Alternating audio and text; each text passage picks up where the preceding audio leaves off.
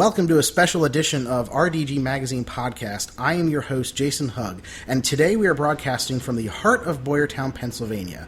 Joining me today is Rachel Keller, owner of the Peppermint Stick Candy Store. Opening last March, the Peppermint Stick Candy Store offers a wide variety of chocolates and penny candies. Rachel, how did this journey begin? Well, a few years ago, I was in Boyertown, and I saw the Colebrookdale Railroad came back from one of its rides, and the passengers got off of the train and they came out to the main street in town, and they were looking for somewhere to go. They wanted something to do. Mm-hmm. And I thought, this railroad is really going to get big in our town, and it's going to help revitalize Boyertown. And I thought, this is something I'd want to be part of.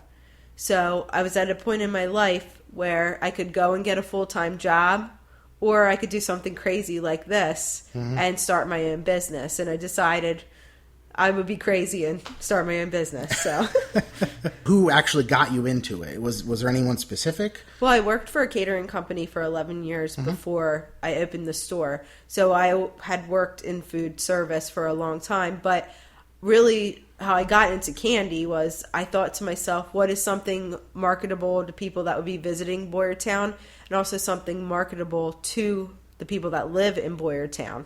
And I thought candy. Everybody loves candy. So that's where the idea came from. So from that point, I started researching candy, going to candy expos. Okay. I also visited a lot of other candy stores to see how other people had their stores set up, just to get an idea of what we wanted to do with our store. Did you talk to any one of those kind of people outside the area? Yes, actually. I talked to Gardner's Candy in Pennsburg. And the lady who owned the store, they changed owners since then, but she was very helpful to me. And she actually told me of some suppliers to use. That was one of the biggest, that was the best set of advice I got from anyone, was this certain supplier she told me about. Also, I did stop in and talk to Gail from Bridge Street Chocolates. Okay. We talked for a couple minutes there. But I mean, overall, I would say it's just learning from going from expos and, seeing what people liked and talking to other people. So they were pretty open about, kind of sharing what they've done with you. Yes. Well, I just stopped into Gardner's Chocolates, and she was very open. She was retiring, too. Oh, okay. So. I guess that helps. Yeah. So, and Bridge Street Chocolates was contacted by one of my SCORE mentors, and they kind of opened the door for me to talk to her. Okay. And what role did SCORE have in building your business here? I had the idea, but they kind of helped guide me. I think I kind of already knew what I needed to do, but they were there along the way to let me know, you should be thinking about this or consider this, when you're making the decisions for the business. Okay. But I think it's a good idea for anyone that's thinking about starting a business to, contact a SCORE mentor, just to have someone to give them ideas or make connections for them. Okay. So it's definitely worth it, and they do it for free. And that's something that really, really kind of helped you out then. I mean, how specific did that get for you? I mean, did they kind of go through, here's exactly how to open, to filing, to setting up, or was it kind of general, just say, hey, here's kind of some helpful, tips along the way? I pretty much knew what I needed to do, so we didn't go as in-depth for myself, but I know that my mentor has called me and asked me, how did you file for this or how did you file for that? Because he's helping other people. So if you need in-depth help, they will give you that. Pretty much they just give you whatever you need. Now that you own the business and everything, how is your life different than it was before? Well, the nice thing is I'm in charge of my own destiny. And that was one thing that I really wanted to make sure that my life was like, because, I get whatever I put into the business. Whereas if you work in a regular job, you don't necessarily get back what you give in. You get your paycheck and you go home and that's it. So, if I put a lot of work into the business, the hope is I get a lot out. So that's the one thing. Also, my family's involved. So I get to be with my family. And that's being with my kids has always been important to me. So they can come help in out around the store then too. Yep, my daughter's 13. She comes in. She helps run the register a lot of times. So, and then my son is 10. So he doesn't necessarily do a lot of help, but at least he can be here with me. So we're still together as a family unit. And how's the reception been from the community since you've opened? Yeah, great. I think Boyertown is a great place to open a business, and I think we have a lot of community. When we had our grand opening, it was actually one of the biggest grand openings in Boyertown. Oh, wow. I think the Building a Better Boyertown, the Main Street manager stated that we were the highest attended ribbon cutting. Other than Precon Farms when they opened their bakery. But that was a second opening. So we were pretty impressed by that. So we were really thankful. We really appreciated all the support from the community. And if it wasn't for the people in town here, we probably wouldn't make it. So they really have supported us, and we appreciate that. And I'm looking around the store right now, and it's got more of a... I guess you could say more of a rustic feel to it. What did you do to actually, did you build all of the sets here, or the display cases, or did you have those shipped in from somewhere? Well, what we wanted to do when we decided we wanted to open a candy store, my husband and I, we researched old candy stores, old general stores. We also went around and, we visited a lot of places, like general stores or other candy stores to see what other people were doing. And Boyertown has such an old-fashioned feel to it already. We have this old-fashioned railroad. We have an old-fashioned car museum. And Boyertown architecture is very Victorian. It's very old-fashioned. And so we felt like fit here is an old-fashioned candy store. So we looked at a lot of different fixtures and old-fashioned type setups. And my husband actually custom built all the fixtures that are in the store. Oh, wow. So, most of the fixtures are made of antique barn siding to give it that rustic, weathered look. Yeah. So we have people stop in all the time, and they ask us, like, oh, where did you get these pieces? One of the pieces that gets commented on the most is the one right behind you, the penny candy area. Yes, yeah. We get people and they ask us, oh, did this used to be a post office in here? Because it has the little slots for each candy. Yeah. And, I always tell them, no, we actually made it. And that, like I said, that was all custom made. Yep. Wow. Yep. And you mentioned the train, which is right behind your store here. How, obviously they're growing. They're in the stages. I think they have now they're building a station now. Has that pulled a lot of people into your store? Yeah, the train is a big part of our business plan. Okay.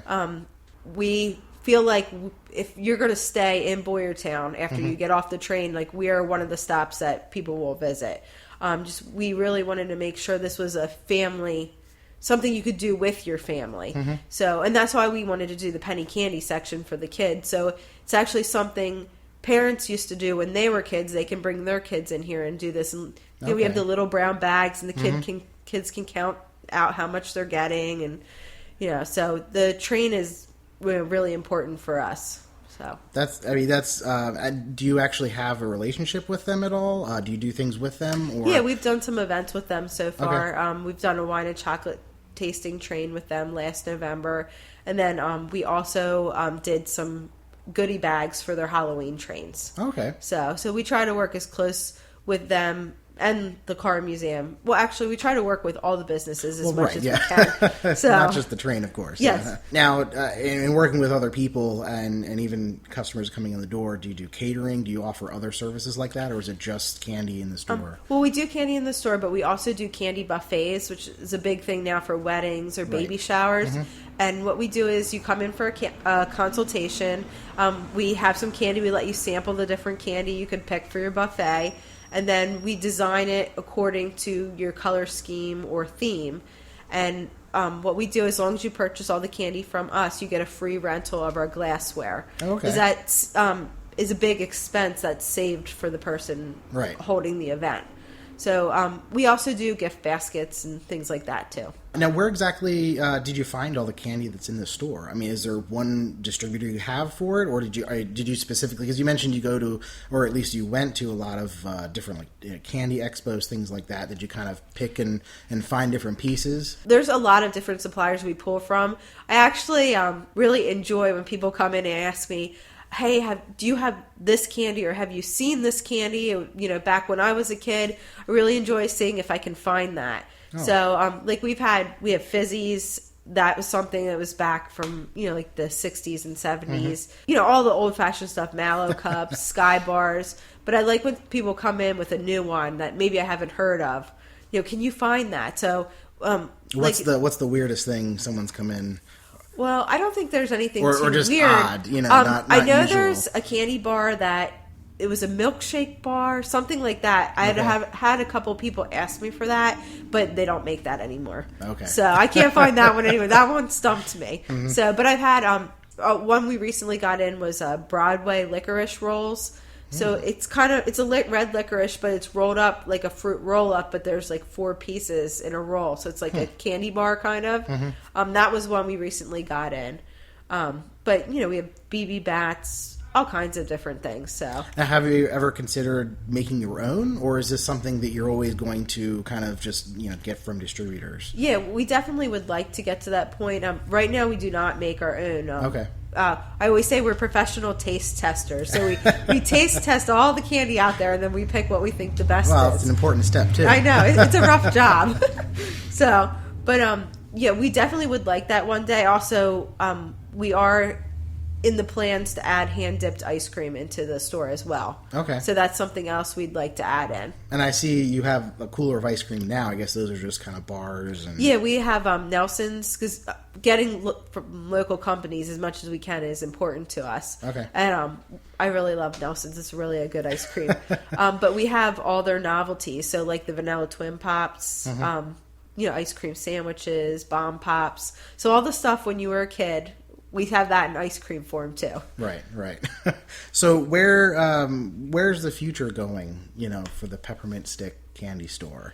What are you looking, is there anything in particular, maybe expanding, or maybe a different, reaching a different set of customer that you're looking for? Well, we always want to grow. We always want to get in, more customers. And we still have people come in that say, oh, we didn't even know you were here. So I feel like there's, a huge market out there that doesn't know about us yet. So that's always the main thing. And what's most important to us is to make memories. And a lot of our customers are like grandparents bringing their kids in. And I have one little boy that comes in now every week. His grandpa brings him in after preschool, and he gets a popsicle, and then I have to go sit outside on the table with him and eat popsicles with him. Right. So that's funny. So that's like really important to us. Is we want to be a place to make memories. With kids, because nowadays kids don't even handle money. Right. Everything's on the phone. So we wanted to make sure our store was an experience. And I had another customer that came back in and told me, I brought my kids in here and they only spent $1, but that's all they've talked about now for the past month was going to the candy store and how much they loved it. So it's something you can do without, dropping $100. So. And exactly how do you reach those customers? A lot of it's by word of mouth. We do a lot through our Facebook page. Okay. So Facebook has been more social networking. Yeah, Facebook has been a great outlet for us, and I think it is for any small business. It's pretty much free, and it's the easiest way to get your products in front of people or let them know what you're doing. But we also have Building a Better Boyertown. They do email blasts and group advertising. We have another paper that circulates around our area, the Boyertown Bulletin. We advertise in that every month. Oh, okay. And I'm also a member of Go Greater Reading. Right. So things like that. I think it just, you have to try different outlets and see what works for you. And you see a lot of good results from those. Yeah. And I mean, speaking about, getting out, reaching new people, do you find that, more of your customers are younger? I would say most of our demographic is families. Okay. So either we have a lot of young parents with, younger kids. Well, I don't even want to say that. I mean, just mostly parents with their kids and grandparents. That's been mostly what comes in the door. Yeah, I would say at least like 50 to 70%. Okay. We do get some kids like after school that stop in. So we do get some kids like that. And I do have some people that just come in because they really love chocolate. But when we set up the store, that was the one thing we wanted to make sure is that we had something for everyone. Okay. Because one thing I noticed was there's a lot of chocolatiers. Oh, and we have someone coming in right now. Gotta put a sign out here.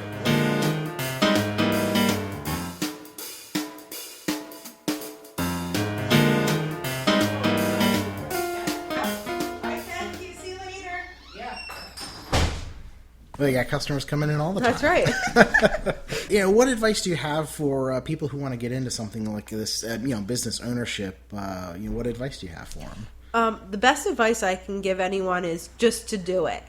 Research it, find out as much information you can, get help from other people that are doing the same thing or are in business. You don't want to make any bad decisions. Right. But if it's something you really want to do, you just have to keep working at it and don't give up.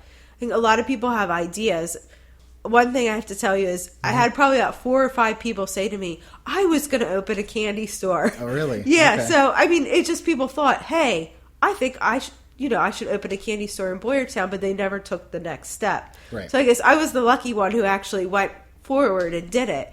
So that's the thing is if you have an idea, if you think it's something that will work, just keep working at it until you can figure out how to do it. So I guess persistence is really important, Yes. when you have the idea, and don't just go from the idea and say, hey, that would be nice someday. Really kind of, go out there and do it. That's, like I said, when I decided I wanted to open the store and I went to SCORE, my SCORE mentor said to me after I opened the business, he goes, well, you were an oddball, he goes, because you came in and you said, this is what I want to do, and within a couple months you did it.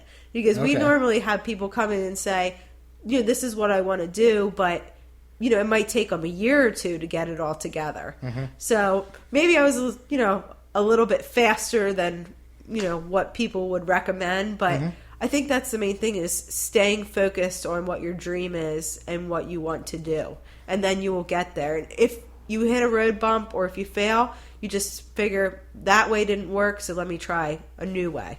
Now, along, building the business and everything, and even the store in here, was there anything that you found helpful just to you in that process? Yeah, the main thing I would say is to be as organized as possible. Okay. And that was something I would say I might not necessarily have been in the beginning, which I'm getting much better. And the other advice I would say is everyone tells you that you don't make any money in the first year or the first couple years. And the first year is your hardest. And that is really true. Because no matter how good your business is doing, you always have those low times. My dad sent me this picture, and I always laugh when I think about this. It's like a bar graph that goes up and down, and it says what it's like to be in business. And you have an up, and on the up it says, this was the best idea ever. And then you have a down, and it says, I'm a loser, nobody likes me. And then you have an up, like, wow, look how much money I'm making. And then you have a down, like, I'm going to go bankrupt. And having your own business really is like that because you have the really good times and then you have the really slow times. And, you always think, what am I doing wrong during the slow times? And I don't think you're really necessarily doing anything wrong. It's just, that's how it is. Like, if it's bitterly cold, people don't want to come out. If it's raining, sometimes people don't want to come out. And there's no rhyme or reason to it either. So that's the one thing for anyone that's trying to start a business, I would say. But staying organized. Yeah, stay organized and just realize it is really hard that first year. Because everyone told me that, and I kind of always blew it off. Like, that's what everybody says. But it really was hard the first year. And I feel like going into our second year, it's getting easier. But you make some mistakes the first year. You figure out what those are. And, the more we're around, the more customers we're getting, more people are knowing about us. If you don't mind, what discussing some of the mistakes you think you made? Just taking on extra bills. Okay. Like I know I put a little bit too much out in advertising, and I kind of figured, oh well, I'll make the money, I'll be able to pay for that. I know it's easy so to then do, you have you have to pay for all that advertising rather than putting the money back into something else. So certain things, just like budgeting out. Like I said, I'm not necessarily like an organized person. I'm not the accountant. Right. I'm the visionary. Well, yeah, and it's difficult being in a small business to be everything. The first thing we did was we started our Facebook.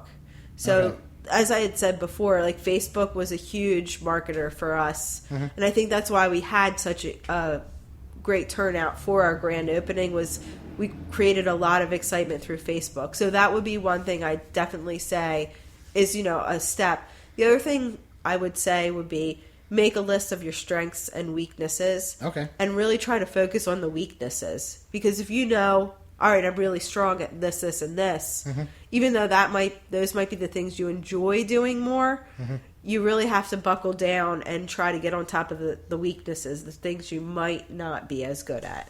Another show I really enjoy watching is called The Prophet.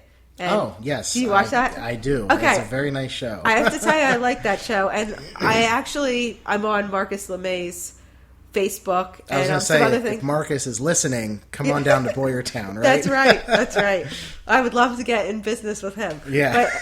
But I was listening to one of his YouTube speeches, and there was a whole list of things. And the one thing he said on there was, when you're in business, you have to make a list of things you need to do every day, and you want to try to get those things done before lunchtime. He said, then if you have any catastrophes come about, you have the rest of the day to deal with that. Oh, and very interesting. I started doing that since I listened to that YouTube video, and that really does help me because there's so many things you try to get done every day with your business. Oh, yeah. It can be overwhelming. Like, I was starting to get to the point where I was like, oh, I have to do this, and I'd start doing this, and then I'd be like, oh, but I have to put this stock away, and then I'd start doing and then somebody would call me, and they'd be like, Rachel, I need this. So it was just getting to the point where I was all over the place and I wasn't getting anything done. So when I started making those lists of this is what I need to get done, I would stay focused on this is the first thing, this is the second thing. So that has helped me. Okay. So, because it can be overwhelming. Well, I'm sure even with customers coming in all the time. Yes, yeah. It's easy to get distracted. Yes. That's exactly what happens too. So, as I'd said a couple of times now, we have a really great Facebook page, and we... And, do you know the address? People out there? Yes. Okay. It's www.facebook/ the Peppermint Stick Candy Store. Okay, all one word then. Yes. Okay. Yep, all together. We also have a website. It's www.peppermintstickcandystore.com. Okay. And we have an Instagram too. Oh, so okay. it's What do you post on the Instagram account? We'll post new candy that comes in, or like some ideas you can do, like, centerpieces or gift baskets, things like that. I think people like to watch just to see, like, especially when we get in the new nostalgic candy. Oh, look, she got that in now. And I think people really love that. And we really enjoy hearing the stories, too. Like, right. One lady, she said, we'd gotten mothballs in. And she goes, when I was little, me and my friend used to put them on our lips like lipstick. And we'd have blue lips. We hear all kinds of stories like this about, the things people would do with the candy or where they would get them. So we really enjoy hearing that. And I think that's one of the reasons why people like the store so much. So and the address, because that's probably the most important part. Yes. We are located on 9 South Washington Street. So we're actually in the Boyertown Opera House building, but we are on the side street. We share the same street as the parking lot for the Colbrookdale Railroad, the Boyertown Post Office, and Taylor Backus Glass Studio. Rachel, thank you. Yes, thank you. Thank you for having me. Yeah, you're welcome. And thank you, everyone out there, for listening, and have a sweet day.